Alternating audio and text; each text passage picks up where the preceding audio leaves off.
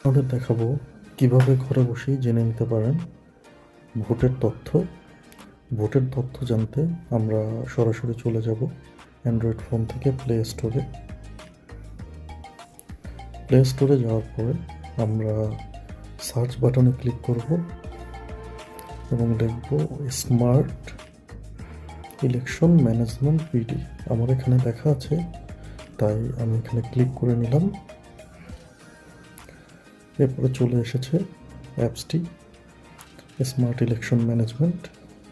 আমরা ইনস্টল করব এখান থেকে। আপনারা দেখতে পাচ্ছেন এটা ইনস্টল হচ্ছে।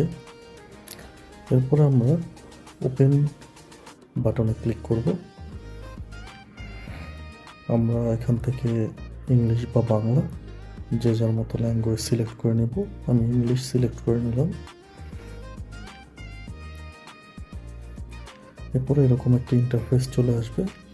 আমরা 13th পার্লামেন্টারি ইলেকশনটা সিলেক্ট করে নেব। এখানে প্রত্যেকটা জেলার তথ্য রয়েছে, প্রত্যেকটা কেন্দ্রের তথ্য রয়েছে। তো আমরা আমাদের ভোটার তথ্য জানতে নিচে দেখবেন ফাইন্ড আ ভোটিং সেন্টার, এখানে সার্চ বাটনটা ক্লিক করব। এরপরে আমার এনআইডি নাম্বারটি এখানে দিব। এরপরে ডেট অফ বার্থ সিলেক্ট করে নেব। ডেট অফ বার্থ সিলেক্ট করে নেওয়ার পরে আমরা সার্চ বাটনে ক্লিক করব।